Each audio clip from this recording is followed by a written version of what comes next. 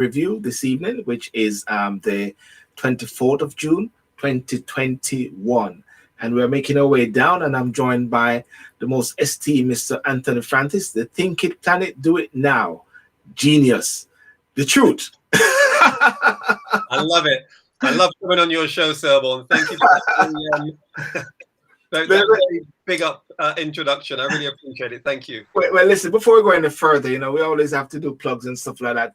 Think It Planet, Do It Now. Ladies and gentlemen, you need to know about this book, because every time I'm on the road or I'm doing my walk, I always say, you got to think it, you got to plan it, and you got to do it now. You don't wait around, you don't mess around, you don't go into meetings and trying to call meetings upon meetings. You just do it now, because we're so caught up with this constipation of meetings upon meetings. So Anthony, tell us the concept behind the book. Think It Planet, Do It Now. People can get the book.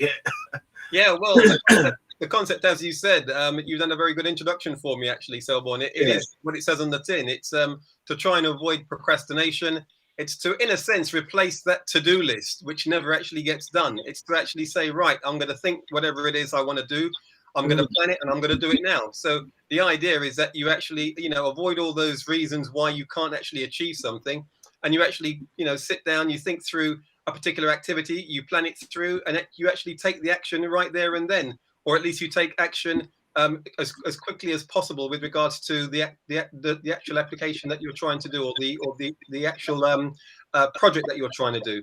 So in terms of where they can get it from, you can get it on Amazon. It's a bestseller there. You can get it on from my website, as well as a journal that goes with it as well. So I've got you covered on both sides. And also, we're stepping into a new zone now, where we are moving out of the lockdown. People are now realizing that some of the things that they used to do while they were doing it, they're realizing now they're going back into the whole sphere of the norm.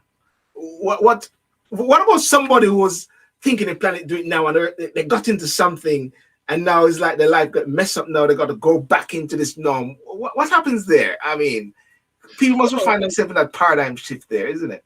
Well, yeah, I think it's an interesting point you raise, Selborne, because quite frankly, the whole concept of the Think It Planet Do It Now is to actually get things done. So rather than going back to the norm, the idea is that if you've actually tried to achieve something, or you've got a goal, or you've got something that you actually, you've got a course that you want to do, you've got the exams coming up, or you've got a task you want to do, or there's a particular aspiration that you're trying to work towards. The idea is that actually you take immediate action. You actually put in place the steps that actually maybe you've been putting off by doing your to-do list that becomes ever longer, by saying I'll do it tomorrow that never happens, and by actually using distractions as a way to say I've been really busy when you've been busy doing nothing. So the norm might be going back to doing the things that you never you wanted to do before, but you never actually got around to doing because you didn't think and plan and do it now. Yes, no, that's very interesting, I mean, and that's awesome, because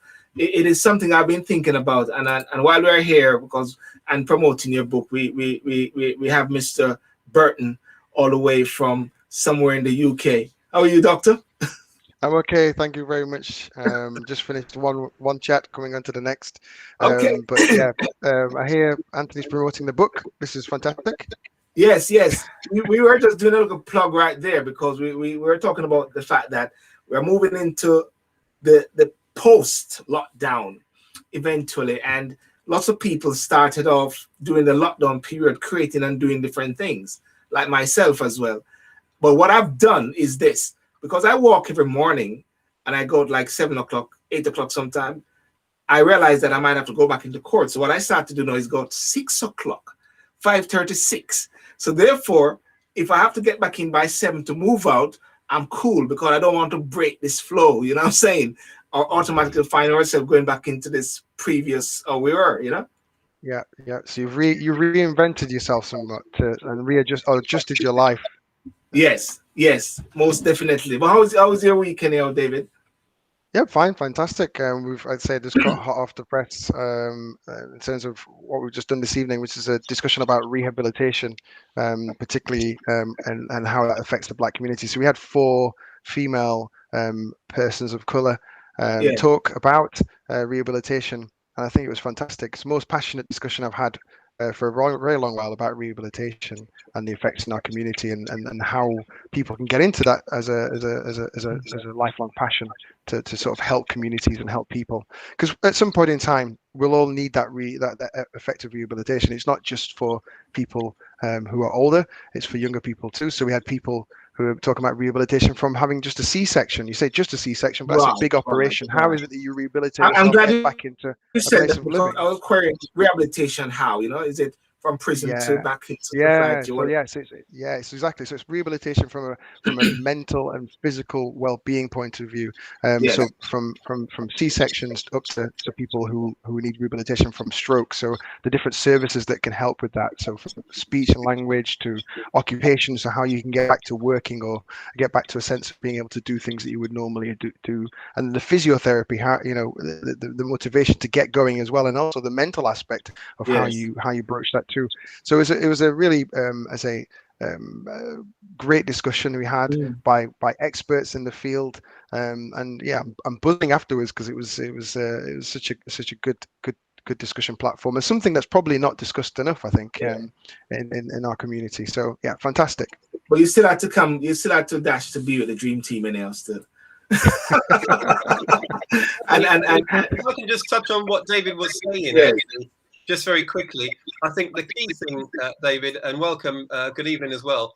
I think the key thing is, really to hopefully that these individuals will follow through and actually take action in terms of their rehabilitation, and actually, in terms of if it's 6 months or 6 weeks or whatever the deadline. Because most of the time, I find that when people are going through different types of transformational change or rehabilitation or whatever it is, sometimes there is that, and you talked about it earlier, Sylvain, when we can go back into our old life, it's that you need support in order to make sure that you don't go back, and that you've got that support around you to actually make sure that you can help if you're struggling in any way, or you do feel that you need that little bit of extra motivation to sort of get past that difficult period when there's nobody around, or when you look outside and the weather looks bleak. Yes, that's so true. That's true. And I mean, right now we're talking about, like, unfortunately, David, this last week was the first time we took a break since we started this show in April 2020. Yeah. So we're gonna get going, but we're still back on COVID. Well, yeah, COVID is... I'm going to touch on it again. We talked about rehabilitation and sort of the effects of long COVID and the lack of access to services, and I've championed this for many a month now, that the kind of absentness in terms of mind of other conditions and the effect that COVID has had in that particular regard. So it's had effects with people going into hospital for other conditions, and obviously rehab is part of that, because it's something that people have heart attacks. How do you rehabilitate those people? People have long COVID. How do they get around that? So, right, you, as you called it, this geezer's not going away anytime soon.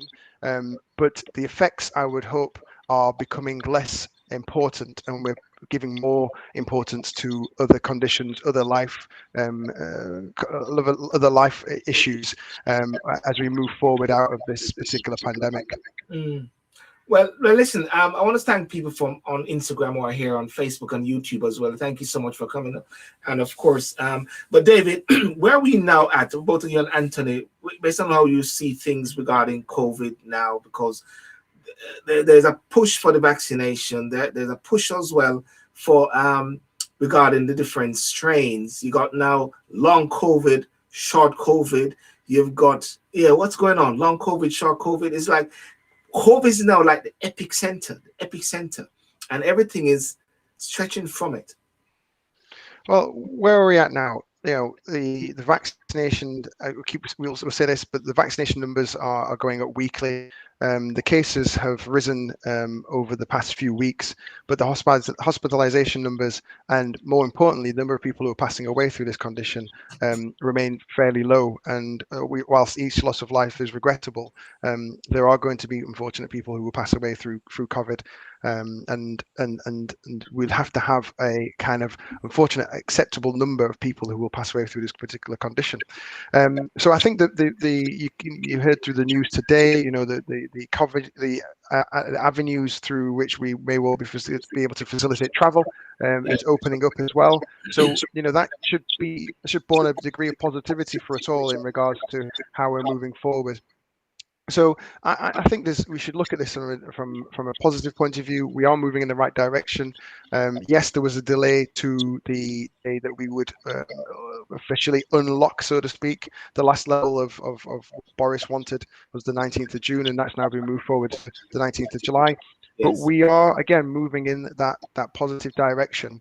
And I think that should be applauded. That should be a good thing. We can talk about, obviously, the Delta variant and what that's doing currently, but we again know that variants are going to take place, and there will be another variant, and it's really about how effective our vaccination program is, and it's stupendously, I'm going to use stupendous as a word today, effective in terms of controlling things at present. And I think that's a great thing that the scientists were able to put this into fruition and move forward.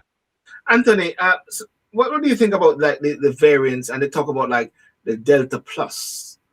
They have this Delta Plus. They got all these different attributes. It's like at one point I'm looking at it and saying, "Hang on a second, is it going away, or is it being compounded?" Well, I think, as David said, I mean, it's I hate to make the analogy with the flu, but the flu mutates, and there are I'm sure David will be able to give a more detailed explanation than I can. But I'm sure that what we're treated for with the flu now is not what we were treated for the flu many years ago. And similarly with COVID, as the scientists begin to understand more and more about it, I'm sure that things like boosters, things like different variants will come along. And whereas now we're constantly sort of hearing what the different variant is and the name of it, I think going forward, all that will happen is seasonally we'll simply get a COVID jab, just like we get a flu jab, and we won't, it won't be what variant it is. It will just simply be, this is your COVID jab. And at the end of the day, as David has already mentioned, the vaccine has been extremely successful in minimizing deaths and illnesses. And I think not only the scientists, but also the general public also have to be applauded for coming forward and taking the vaccine, and for actually implementing the safeguard in terms of the social distancing that we're all now following. So I think gradually the whole thing around Delta variant, this variant will begin to fade, because I think the public will recognise that there will be variants, there will be versions of it. And as more and more people now, 3/4 of the population have had a vaccine, and the scientists begin to learn more, I think it will become accepted a little bit like the flu jab, and we'll just have to accept it as part of our day-to-day lives. And David, you flagged up something a while ago. Anthony flagged it up that it is like flus that moves and evolve, because every time that people give new vaccines for the flu virus, sorry, not the flu virus, but for flu, as well. So it is like it evolves. So therefore, after a while, it becomes the norm. Well, that's the thing. This is a virus, and that's what viruses do. They evolve, they change, they mutate, and there's another strain, and that's what happens. So it's not something that we wouldn't expect to occur. Nothing is occurring right now that's unexpected from a progressional point of view. Yes, we probably were caught on the foot or 1 foot by this occurring as a pandemic and sweeping across, because this hasn't obviously happened for many a year, but at the same time, this is what viruses do. So I think we just have to get to a level of I hate to use this word, but acceptance in regards to the way that the viruses will take the shape or form.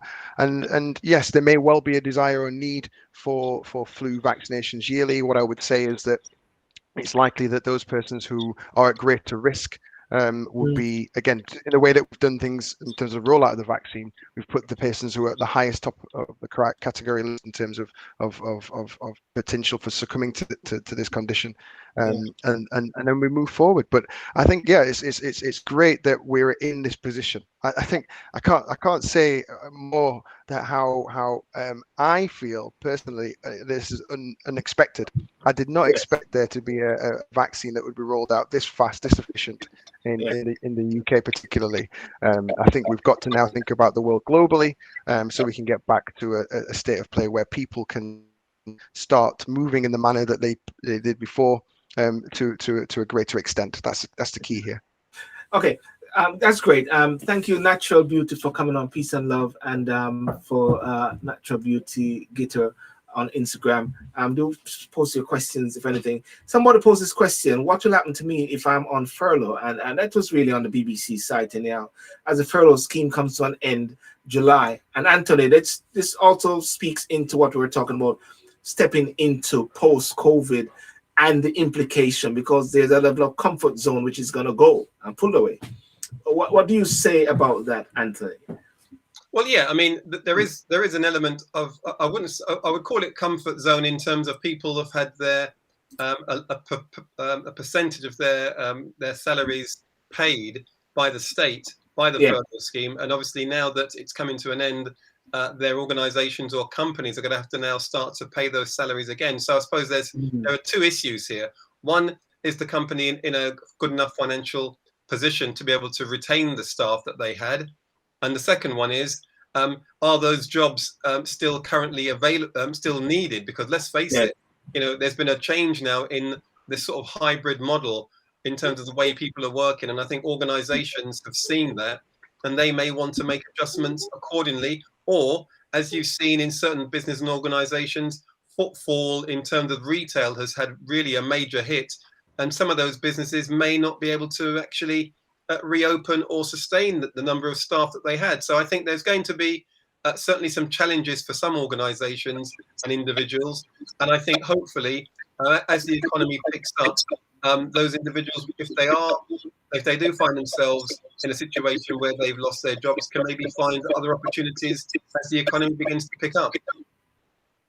That is right. And David, you got a view on that particular point there, because in regards to the furlough thing, because people are actually talking about, companies are saying, hang on a second, and I'm going to sort of shift slightly, but you got 60,000 planning to go to the Wembley, you got the G7, everybody's all linking together.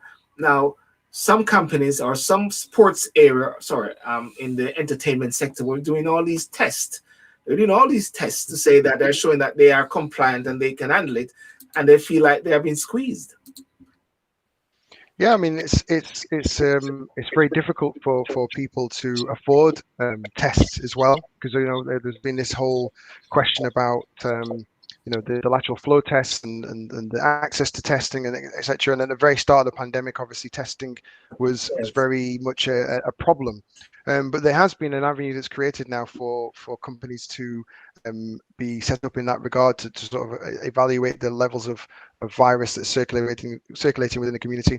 Do I think this is going to be a long thing though? I can't answer that. I don't know whether it's going to be justified in years to come in terms of the testing of individuals. I think there'll be a real good push for us to develop more targeted treatment strategies as well for people who do pick up COVID.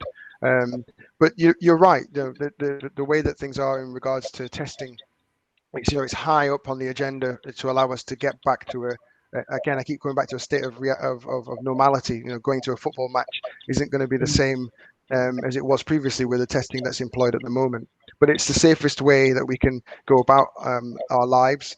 But I think there's just going to be a change, and it goes back to the point of furlough. When you talked about furlough there, people's adjustment and changes, how we create the ability for them to move on to other particular positions if their particular industry is unfortunately fallen foul. So we talked about the retail industry, for example.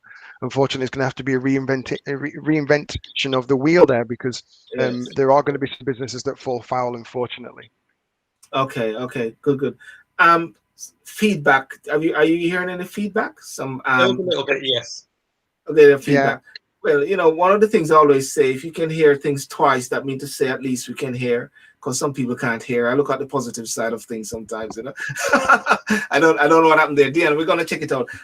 Listen, Windrush Day, which was June the 22nd, big day, big momentous day. I don't have a picture, but there's a picture, you know, that has been shown a lot with the Windrush. I don't know if you ever see this boat and people waving. Have you ever looked at all the people on the boat? Yes, I have. And, you know, for those who are eagle-eyed and want to be a bit facetious, they can look at the boat and they can maybe pick out that there's more white faces on the back of the boat than there are black faces. And so that has been something which I suppose has raised a few eyebrows.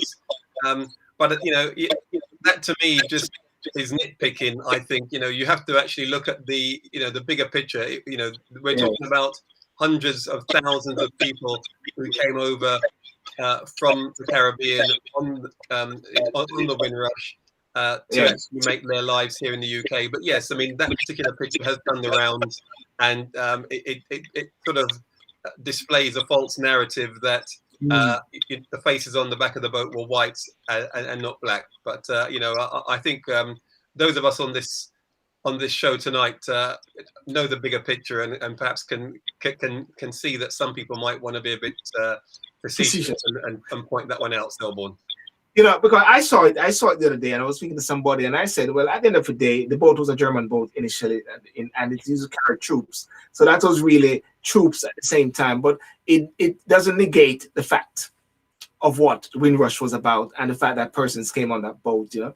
But as you're right, sometimes distractions come in sometimes to shift things. But the real issue is about the Windrush, the person that came. Okay, my uncle came, and another cousin of mine, father came as well during that period of time. And even though maybe my father and my mother wasn't the direct remnants of it, but we all benefit from these persons who came at that time because they had to go through some serious stuff. And that's why I say sometimes what we're going through now and sometimes we're complaining about, these guys took it, man. They had some serious stuff on us. I think that's the thing. The stories that, you know, I was told from my grandfather about the trials and tribulations of his setup when he came here. You know, he left Jamaica as an entrepreneur.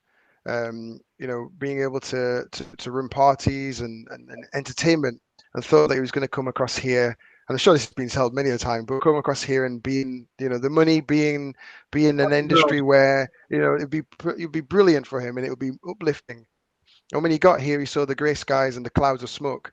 And he thought that the clouds of smoke were the grey skies, but actually it was actually clouds from the power mills and all the rest of it to try and generate fuel. So, you know, that he was taken aback, and, you know, I'm sure this experience is shared across the board, but it was too difficult to turn around and go back than put up and work here effectively and efficiently, set up with a new family here. So, you know, these are stories that I feel that drive the discussion rather than the distractions of a picture. We all know what Windrush stands for our community and what it means for us, and that's why, you know, whilst it might feel like a small feat of having a Windrush Day, I think it is something that should be celebrated. The impact that we have had in the UK is immeasurable, and I think it's a fantastic testament that we're able to talk about the history and the stories that come with it as well, going forward. I think I'll just interject on what David has said there, Selborne, and sadly, I think the sort of tenacity and the entrepreneurialism of those who came over and the sort of hard sacrifices that they had to make in order to lay the foundations for our generation now.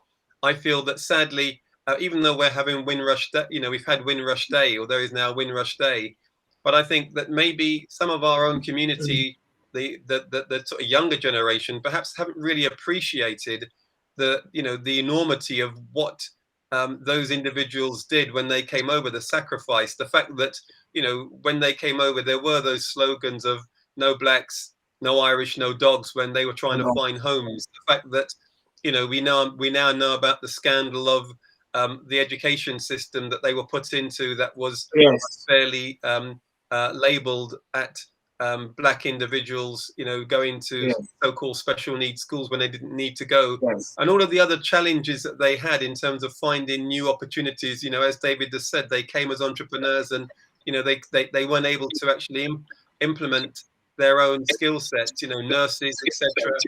So I think really it's a testament to their tenacity and their strength and courage to persevere. And I think that story should be told more by our family members to our children, so that they really understand, the foundation that's been laid and how grateful they ought to be for the opportunities they now have going forward. Here. No, that is very important. And that brings me to the same question which I mentioned as I started, about the sacrifice they made, the foundation they set, and that base. If persons really understood what it was and what they went through, like with the different struggles, the different demonstration, the Brixton riot, I mean, they had to go through a lot of these things. We're actually set for great things, but sometimes we feel like we are being pulled back at the same time. Yeah, I mean, you can feel that way, but I think they didn't feel pulled back. They were so. No, not them. I'm talking now. No, so I mean, I know. So I'm saying that we should really rise to that occasion. They didn't feel pulled back, even in the sense of all that adversity, Exactly. the teddy boys, the problems, the struggles, being valued less than a dog.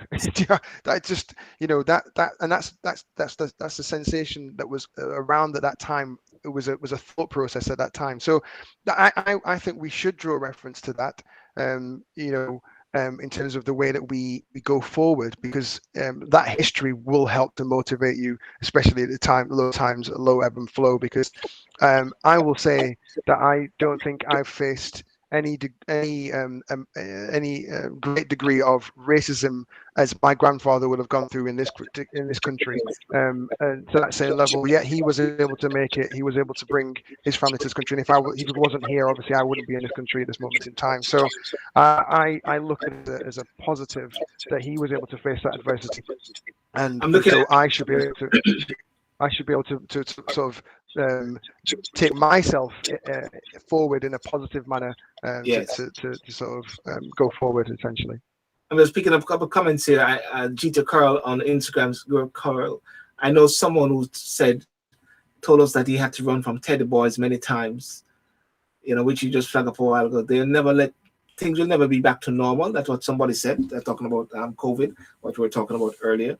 Never be back to normal. But there's a petition which I saw someone sent to me today. I think I sent it to you guys, and it's around the Windrush compensation. Fix the Windrush compensation scheme. Patrick Vernon is gone over 100,000, 107,405 signatures. We are calling on the government to improve the Windrush compensation scheme by doing three things: make the compensation scheme process easier by considering independence and accessibility, put a substantial amount of funding into the scheme to support grassroots and voluntary sectors services that run outreach and support programs for survivors in the UK, Africa, and the Caribbean on legal assistance, advocacy, emotional well-being, and to include a full apology with every single compensation letter. What do you guys think about that and the compensation scheme, and how is it going? You think it's not going good enough, or the fact that it's happening is more important? Well, I think we've already seen, sadly, that the government don't have a very good track record when it comes to compensation schemes. We've seen, and I'm getting a bit of an echo here, but I'll continue, Selborne. Yeah. So we've seen with the government, with the tragic situation regarding the post office workers, the post office owners, should I say, who were falsely imprisoned, falsely accused of financial irregularities, when in fact it was a software problem. And many of those individuals lost their home, lost their livelihoods, lost their reputations, and that was 20 years ago. And only now has the government acknowledged that there was a wrong, and are now trying to actually make some of those compensations. And even then, the compensation that they're giving doesn't, simply covering individuals' court fees. So for me, it's the government really, they seem to drag their feet, even if they are in the wrong. And I think this is another example with the Windrush, that the time it's taken to pay these individuals, quite frankly, is so embarrassing that it just beggars belief. I mean, these are individuals who are entitled to be here. They have been falsely accused in various ways. Some of them have lost their livelihoods or their ability to work, and they should be given compensation almost immediately once their application has gone in and it's been assessed. There shouldn't there be a need to wait 6 months, a year for assessments, for paperwork. I just don't understand the dragging of feet here, and it's almost as if they're doing it maliciously to avoid paying out, which is what they, what I see they're trying to do with the post office. So in terms of the petition, I personally, I wouldn't get involved with the petition. My main focus, if I was Patrick and anybody else, would be to say, look, forget about the apology. Yes, we know that's needed. Let's just deal with those people who have been affected and actually just get them the payment that they rightly deserve now. Yes. Those individuals don't want apologies. Apologies aren't going to pay their bills. Yes. Apologies aren't going to make up for the years that they've lost in terms of different initiatives or whatever. What they want is to be compensated now so that they can at least enjoy the rest of their life and be able to maybe, support themselves and their family going forward. Yeah, because that's really unfortunate, because you got a few persons who passed away. I forget her name. There's a lady who a plaque has been made to. I do apologize if I forgot her name. Is it Paulette Wilson or somewhere like that? She passed away without getting the compensation. A few of them have passed away during the whole process. David, what's your thoughts on that, sir? I mean, the only thing I would add, I agree that this needs to be nipped in the bud and sorted out. But I think that having an independent body may well help to get things going in a more positive manner, with no political persuasion or interference that could rock or unsteady the ship. So that's all I would say. I know that would take time though, and that's the problem. People don't, unfortunately, as you said, there, people passing away, they don't have that time. What needs to happen now is now, not later. But I think if ever there was a way to make that transition that bit quicker to an independent body to get this situation sorted and rectified, that time is now. Just before we go on, I think there is a precedent here, David and Selborne, and we've seen it with the furlough scheme. When there is an immediate need to sort something out quickly, it can be done, and people can get the money into their pocket when they need it. And I think all we need is the same level of urgency in terms of dealing with this. And those individuals, because we're not talking about the millions that have been supported by the furlough scheme, where the government have had to spend something in the region of 20 billion to actually fund this. We are talking about a few million to compensate those small numbers of people who the government can have got on a spreadsheet that they can pay out tomorrow. So for me, the urgency is just not there, and I don't understand the reason why. You know what? I've been thinking to myself, well, not been thinking, I think we have said this so many times, that when the government really wants to tackle something and we really do it, they can do it. Look at how COVID and how they actually zero in and focus and target. They did it just like with the furlough. They found the money. It reminded me, I said it before, they reminded me of a prime minister in Jamaica the one time. They questioned, I said, where did you get the money from? Oh, we found the money. And people said, we found the money underneath the bed or something. It was Portia Simpson, and just during an election period. And what you're saying, Anthony, is that if the government has the will, they can do it. And listen, Selborne, and this is not a plug, but what they've done is they did think, plan, and do. That's what they did. They did it, right? They didn't waste time. They didn't sort of say to myself, let's Rishi Sunak implemented the furlough scheme in record time, right? We implemented the COVID vaccination scheme in record time. We purchased the vaccines in advance in record time. So, it's not beyond the realms of government to actually pay a few thousand people compensation that they rightly deserve. That's interesting there. What they rightly deserve. I noticed what Jenny Unique said. This is all about the distress cause and should be compensated. But there's also something that mirrors this. June 19th, is it June 19th in America? Juneteenth. Yeah. Juneteenth. Is it Juneteenth? Yeah. That's the day before, wasn't it? That's the 19th of June. 19th of June. Yes, yes. Well, that's another breakthrough thing in America as well. What you guys thought about it? Few people are saying it's actually Joe Biden appeasing black people without giving any money. you know, but it's symbolic. I think it's very symbolic. It's a bit like Emancipation Day in the Caribbean.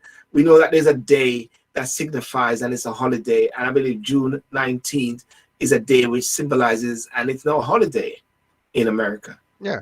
I don't think there's anything to be frowned at or scoffed at. Yeah. I think, again, you can go with a positive angle, you can go with a negative angle. My positive angle here is that, you know, if you've got a day to be celebrated, you've got a day like Windrush Day. I can't scoff at that. I don't think that's a negative thing. I think it's a positive thing. If you've got a national holiday in the States, I think that's in a place that you don't really have, you have not very much private holidays.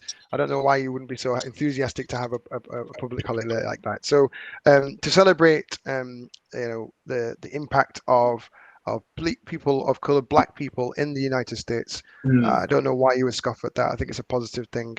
There's not very many sort of examples where people have been remunerated financially for misgivings historically. Not too many examples. So to expect that, I think, is a very difficult rite of passage to go down that route. And even when people are eligible for compensation, you can see how difficult it has been in this UK. So I think that from Juneteenth to Windrush, I think these things should be celebrated and commiserated. That's good. That's good. What do you think now? Do you believe that we had the anniversary for George Floyd. We got Juneteenth. We've got Windrush Day. Is it not time now for Thinking Planet Do It Now, Anthony? Just get things done. Just do it.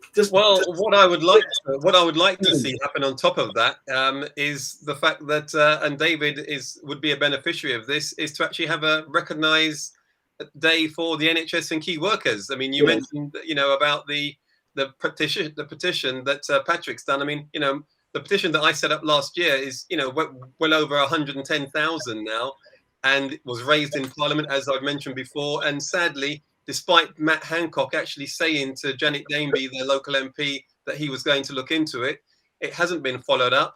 And for me, why are we not having a discussion about a national holiday for the NHS and Key Workers Day? For me, that should be the day that we should all want to celebrate for the work, not just now that we've seen in the last 18 months because of COVID, but also just to actually recognize that without the NHS and the work that these guys do and the key workers, which we're now fully celebrating and talking about, but we should have that also as a public holiday, so in order to show our appreciation. So for me, that's what I would like Matt Hancock to think, plan, and do now to actually go and get that thing done. I think what's ironic about that as well, Anthony, forgive me for saying this. I thought David was going to say, just go for it, support me. I just walk and benefit. Sorry, David. No, what I was going to say is what's ironic is if you ask an average person about 10 British isms, I think the NHS would be in that top 10. Look at the Olympics. When we had our introduction to the Olympics, the NHS featured very highly in the theatrics and the play of the opening ceremony. So I do think it features highly in what it feels, I guess, to be British, because it's a great entity, set up in 1947. Brainchild of Bevan. It's just a fantastic entity, and to celebrate it would be a great thing. As you said, it's prior to COVID-19. It's just the fact is that you can be seen and treated for any ailment, and that's fantastic. It's a great thing, and I agree with Anthony. It would be the right thing to do. I think, unfortunately, there's a lot on the plate of Mr. Hancock at the moment, and we can't get to the dessert, which would be that day. Don't get Anthony started. I'm not saying any more than that, but there's a lot on the plate, and we can't get to the dessert, which would be a celebration of the efforts of the NHS and the key workers. Well, picking up on that, on the last leg we are now at, Anthony, you have seen whereby the government has been taken to task by the previous advisors of the Prime Minister, spin doctor. And you've seen Matt Hancock being taken to task. The leader of the opposition trying to do anything. Is it that things are just flowing off the back of the government just like that? Is like they're just getting away with anything, or is there nothing to get away with? No, I think that what's happened is because of, sadly, this pandemic, which has really, in a sense, made everybody's mind focus just on this one area. In a sense, the other, I remember a very famous line a few years ago where someone came out with some particular headlines and someone said it's a good day to bury bad news. I do remember that lady, yes. Yeah, and I think that really, every day is a good day to bury bad news when it comes to anything against the government, because they can just simply turn around and say, we're focusing on getting our people back and vaccinated and getting the economy back and focusing on the NHS and keeping people safe. And no one is going to actually say anything against them for doing that, because they recognize the severity of what's happened with 130,000 people who have lost their lives through this. So I think what's really happened, that's given them a very convenient cover to be able to deflect all of these negative issues that have been raised rightly against them. But sadly, it hasn't landed any serious blows, because all they need to do is just go back and say, well, where our focus is on trying to get the economy back and to, vaccinate as many people as possible. And most people will possibly agree with that, because, they're experiencing, the economy being down, jobs suffering, they're not able to travel, all because of this one issue. So it's been a very convenient time for the government to bury bad news all the way along through this COVID pandemic. Yeah, and just to get things. I could not agree more. I mean, I extend that as well to the B word, Brexit. No discussions to be had around that in regards to how we facilitate a flow of how we move forward. So, little things. I was trying to order something online, and unfortunately can't order it online because Brexit negotiations have not been had. Whereas if I live in Malawi or if I live in Timbuktu, I can order it. It's just the affordment to of other things that will distract the focus of what we're trying to do in terms of negotiations and trade negotiations. And I think that's the thing for me. I'm not particularly interested in Matt Hancock's antics or any of this stuff. I'm more interested, and I'm sure we all are more interested in how we get out of the pandemic, but also what kind of negotiations we're going to be had going forward in order for us to adjust in a Brexit kind of world. So that's my feeling. The focus has been lost for sure.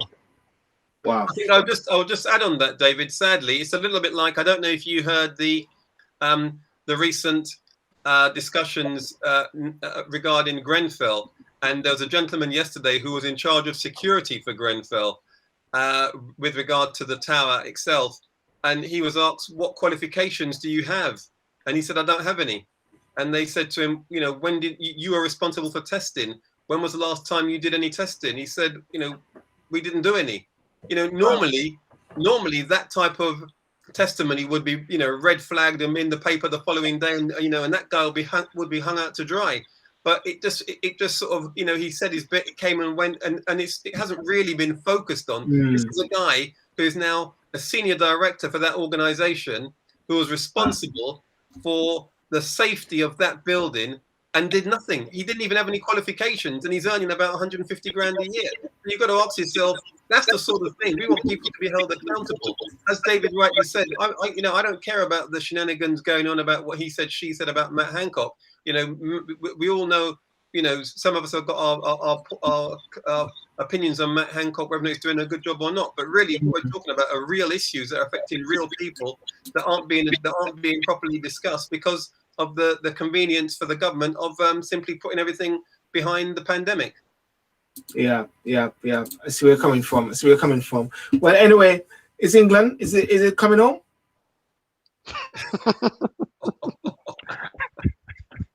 You're stirring the pot. I think I'll leave that for David. He's a sportsman. Nah, come on, you can't say it's coming home. I mean, I was watching the other day, and I'm not.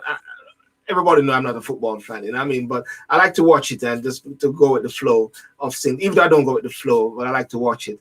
and Raheem Sterling scored the goal the other day, and I said, yes, my daughter, what's going on?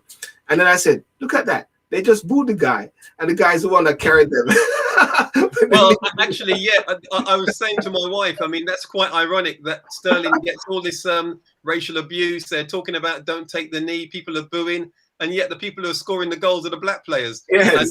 And then they're cheering them and, you know, and hugging each other. It's, you know, it's really just bizarre, isn't it? But to answer your question, personally, after the performance I saw against Scotland, I wouldn't be very hopeful that it's coming home. Well, DN says it's coming home. At least one person says it's coming home.